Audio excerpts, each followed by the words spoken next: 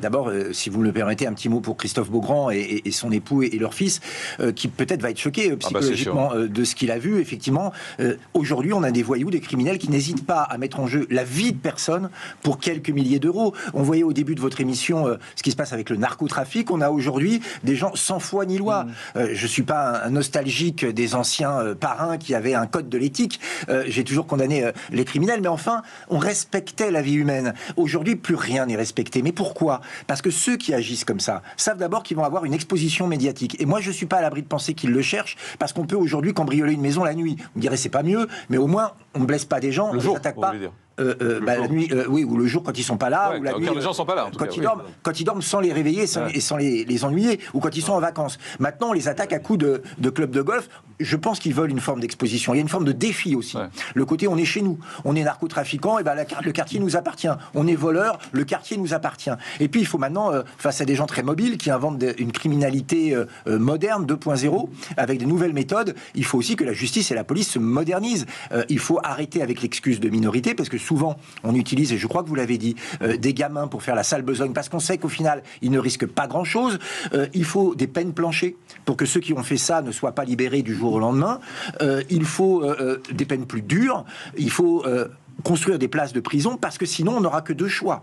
Soit on vit emmuré avec des miradors et des services de sécurité qui nous protègent, soit la société aujourd'hui se réforme et combat vraiment le crime. Et c'est vraiment la deuxième hypothèse. Alors, on va continuer à en parler dans un instant. On va faire le CNews Info, on va continuer à en parler dans un instant, parce que quand même, Axel Ronde a dit quelque chose d'intéressant tout à l'heure, et je vous ai vu réagir d'ailleurs quand il a dit mais les gens doivent se défendre. Ce serait un échec. Alors, on va en parler dans un instant, mais il a dit, voilà, la loi vous autorise, la nuit, quand vous êtes attaqué, ça vous autorise à vous défendre. Alors ça fait changer un peu les choses. 11h06 sur CNews, merci d'être en direct avec nous. On continue donc à vous parler de cette information qu'on a appris juste avant le début de cette émission. C'est l'animateur Christophe Beaugrand et son mari qui ont été victimes cette nuit d'un très violent homejacking à leur domicile de Sèvres dans les Hauts-de-Seine.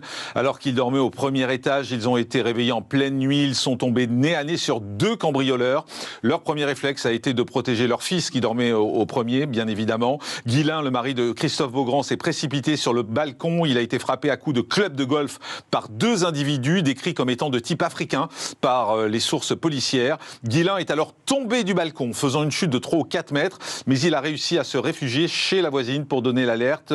On avait tout à l'heure les dernières informations nous disant qu'on ne savait pas quel était l'état de santé pour l'instant de Guylain.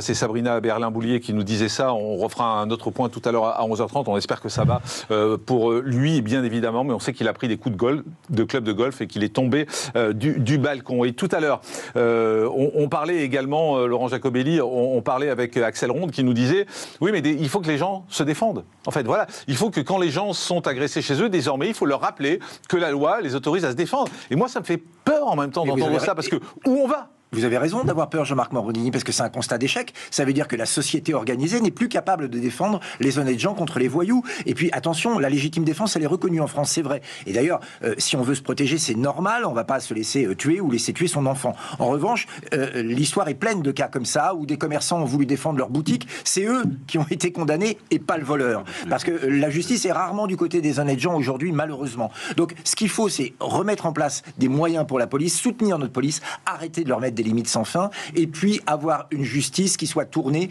dans la condamnation du crime et non plus dans l'excuse. Il faut leur donner les outils et il faut encadrer, je le dis, par la loi, le travail des juges, notamment en mettant des peines planchées, que ces gens-là ne se retrouvent pas à faire des cours de civilité ou des travaux d'intérêt généraux, ou même à faire de la prison avec sursis. Non, leur place, elle est clairement en prison, parce qu'une fois encore, le rôle de la justice, c'est de protéger la société et non pas de trouver des excuses aux criminels. Rayed Chaibi, si on vit des agressions comme celle-là et si elles se multiplient, c'est parce qu'il y a un laxisme de la justice pour vous ?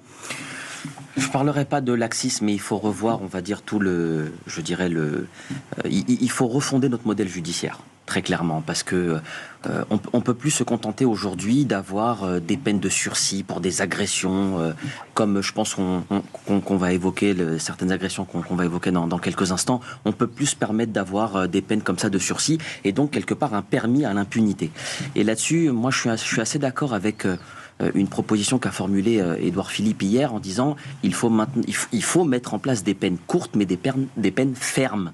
Pour vraiment. Oui, c'est ce que dit Bruno Retailleau, Édouard Philippe. Merci pour cet hommage. Merci pour cet hommage à notre programme. Non, ben oui. Écoutez, moi, Édouard Philippe, il fallait qu'il le fasse. C'est peut-être dans votre programme, mais en tout cas, il a été formulé. Juste la différence peut-être, c'est que Laurent Jacobelli, il n'a jamais été au pouvoir, tandis qu'Édouard Philippe, oui, donc il ne l'a pas fait. Et on le dit depuis au moins 2012. Oui, non, mais j'entends bien, mais c'est tant mieux. Non, mais on cherche pas à savoir qui l'a dit en premier. Non, c'est ça, mais c'est. On peut en se demander pourquoi il l'a pas fait. Il l'a rappelé hier, il aura l'occasion de le faire. Mais en tout cas, il faut effectivement refonder refonder le modèle judiciaire et appliquer de véritables peines fermes pour donner clairement un signal à celles et ceux qui veulent, comment dirais-je, emprunter ce chemin de la violence et de la délinquance.